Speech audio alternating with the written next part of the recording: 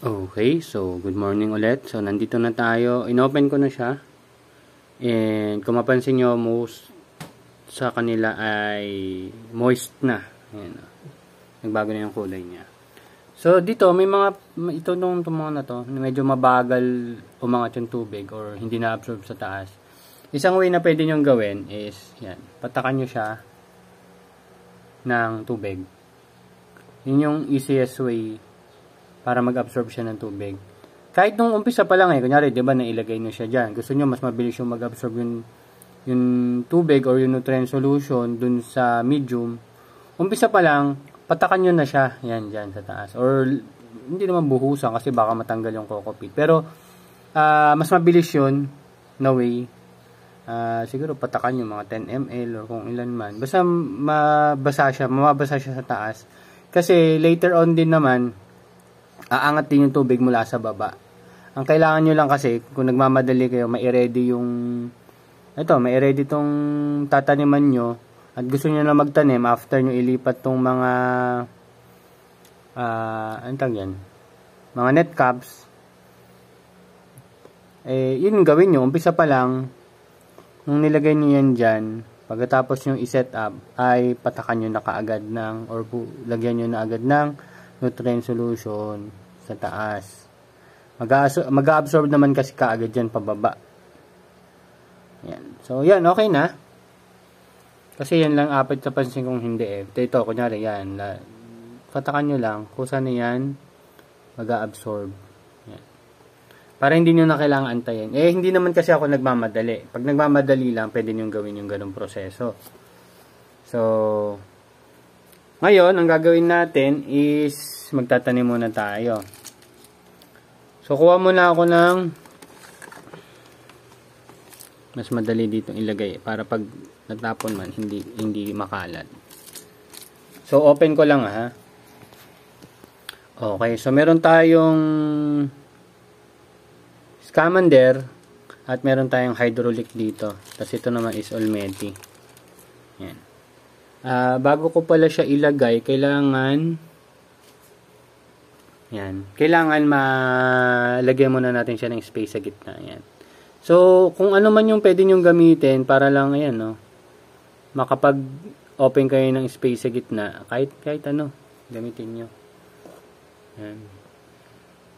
Para lang hindi siya mahulog. Yan. Mostly naman yan, madali na yung gawin yan. Hindi naman kailangan sobrang lalim Hindi ako sobrang lalim mag-open yan maglubog. So, ganun lang. Hanggang sa dulo. Yan.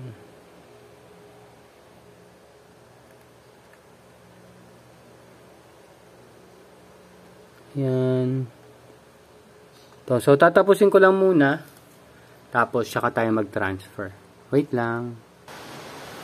Okay, so ayan na, nailagay ko na. So, ngayon, lagyan naman natin itong mga buto.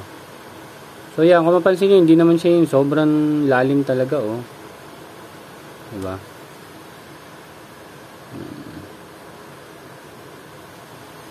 At, yan yung scamander. Tapos, next natin ay, ano to? Lalik. So, yan, pag nilagay ko, medyo nilulubog ko lang ng konti or dinidiin ko lang ng konti. Kasi isa pa dun sa process ko, parang nilulubog, dinidiin ko nga sila. Wait lang open ko lang tong Olmeti. Ayun, Olmeti. So, ayan sila. Isa rin kasi sa process ko yan, after ko siyang ilagay ng ganyan, dinidiin ko ng konti lang. Yung iba nga nilulubog Pero pwede rin yata kahit hindi na pero mas maganda yata pag pinapakapit natin konti. Hindi ko sure kung naririnig nyo pero lumalakas ang ulan. Ngayong araw kasi ay may bagyo. Kalimutan ko yung pangalan ng bagyo pero may bagyo. Tapos kahapon yung SONA ng Pangulo. Kung nanood man kayo. Yan. So ngayong maulan, hindi ko sure kung ma-achieve pa rin natin yung magandang timbang ng mga lettuce natin. Kasi nga, pag maulan, hindi masyadong maaraw. Kasi maulan eh. So nakalimutan ko na kung ano itatanim ko dun sa dulo. Kale yata eh, kale. Hindi ko sure kung lahat ba kale yung nasabi ko sa inyo. Or magtanim ulit tayo ng chives. Siguro, 3 kale, 3 chives. Chives talaga ang gusto kong mapatubo. Kale nakapagpatubo na ako eh. At yung kale kasi, bilineal ba tawag nila yun? Diba may perennial. Yung kale may bilineal yata. Basta parang first year vegetative siya, second year flowering stage siya. So parang isang tanim mo ng kale, pwede mo siyang alagaan ng 1 taon. Ganon din sa parsley yata, sa parsley yan yata eh. Ganon din. Ay hindi, yung parsley pala perennial, so matagal din silang alagaan. Sabi dun sa napanood ko, umabot ng mahigit taon din eh. Kasi, siyempre, kahit sabihin mong perennial sila, natubo lang sila ng tubo, yung productivity nila after several years ay bumababa din. Yan. Yun yung pagkakaintindi ko doon. So, ayan.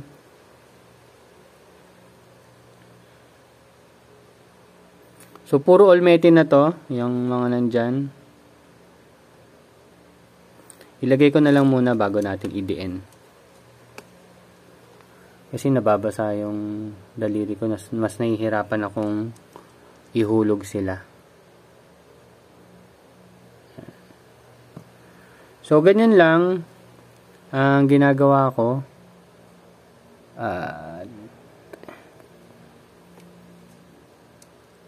Pakita ko na rin sa inyo yung buto ng kale na nabili ko. Ano yun eh? Kale Borcol? Borcol yata yun.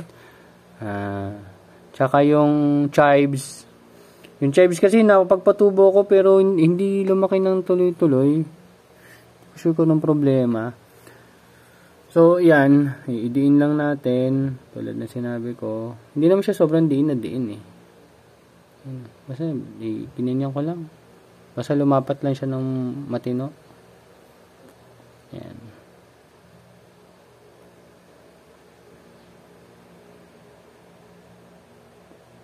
And ganito lang din naman yung ginawa ko dun sa kabila. At nakita nyo naman, ang ganda ng germination, maliban dun sa nag-iisa dun sa dulo, na late na germination. Parang nahihirapan siyang lumabas. Pero ganun lang din ginawa ko dyan. So, kunin ko lang muna. So, may tira tayo dito na olmeti. So, ilagay lang muna natin kasi para sa susunod. Actually, hindi ko talaga dapat nilalabas yan dito kasi gusto ko nasa ref lang sila. Pero for the sake ng video natin ay makita nyo siya. Okay, so ibalik lang muna natin itong mga buto natin ha. Wait lang. Okay, so ito yung kale. Kulay green yung mga buto niya dito. Parang coated na to eh. Coated ng, hindi ko lang alam. Basta Borcol. Ito yung picture niya oh. Hindi ko na syempre nilagay yung buo. Ito naman, Yates Herbs Chives. Yan. Yates. So yung ginawa ko dito, medyo binaon ko or medyo tinabunan ko sila ng coco peat.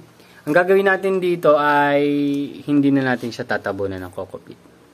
Lalagay lang natin siya. So kuha muna tayo ng 3. Ang hirap ano nito. Ayan. So meron naman dito ayun. Walang tayong 3. Ayun kita ba? Ganyan lang siya kaliit. Ayan. Ayan siya. I-diin lang natin ng konti mamaya. Pero hindi na natin siya ilulubog. So, ayan. Ito. Ayan. Isa lang. Sana mag-germinate. Kung hindi, di hindi. Yung sa ano naman, yung sa pero maganda yung germination nitong ano ko nitong kale ko Siguro mga nasa 80% yan. dito, medyo mababa germination nito eh. Pero baka may mali lang sa ginagawa ko. Hindi ko sure ah. Lagay tayo ng mga 5 peraso. Ay, nakikita niyo mga puti-puti na yan. Ano yan? Parang bird seeds. Bird seeds yan. Pero hindi na yung mag-germinate kasi napakuluan ko na yan eh. Yan. So, nilalagay lang natin. Aso ko nakarinig ng nag-open sa labas. Nagulat ako. Ayan. So, mga estimate lang kahit sobra siguro. Gusto ko talaga makapagpa-germinate eh. Ay, hindi. Makapagpatubo ng maayos eh. Mga nasa 5, pataas na buto ng chives ang nilalagay ko. Ayan. Sana mag-okay sila. Kahit lagpas ng 5, okay lang. Ang dami eh. Madami naman akong buto eh. Sana tumubo sila, no? So, ayan. So, ito yung buto ng chives pala. Ayan, oh. Ayan. Tapos, marami pa sila dito. Ang dami pa dito, oh. Kaya, hindi ako nag-aalala na madami yung nilagay ko. Gusto ko lang kasi makapagpatubo muna. So, yan. Since nailagay na natin, hindi naman natin siya tatakpan. Gagawin natin, basain lang natin siya. Actually, pwede nyo rin gawin yan dito sa mga dito? Yan, sa lettuce natin, lettuce seeds. Para lang ma-initial siyang moisture. Ay, nasa na? Yun pala, sa ilalim. Yan.